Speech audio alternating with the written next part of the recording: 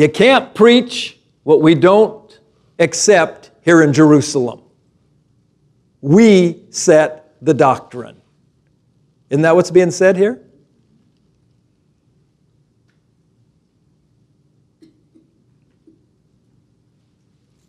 Now, we saw very clearly how that doctrine was established, and we won't go back over that.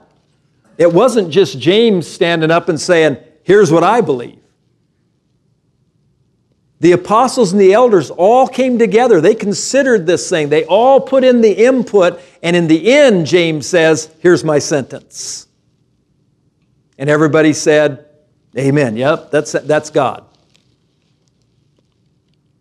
And every person left that room, and not one of those apostles, not one of those spirit-filled men, not one of those mystics that can hear from God said, I have a better idea. They all went out and spoke the exact same thing.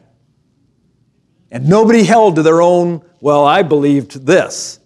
No, when the council has spoken, my belief system has changed. That's the first century church. That's the church. Can I say it another way? If we're not that, we're not the church. Yeah, but we're Americans. We can reserve the right to believe whatever we want. That may have been fine for those first century guys that don't know anything.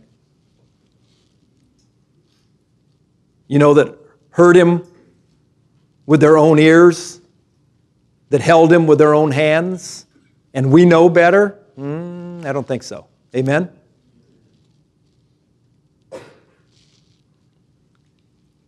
And the last time you stood on the Mount of Transfiguration and saw Jesus transfigured and heard the audible voice of God speak was when?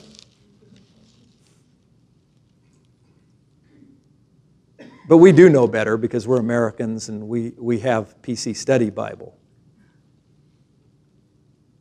And I studied this out.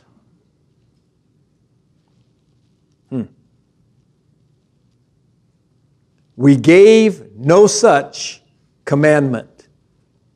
Now,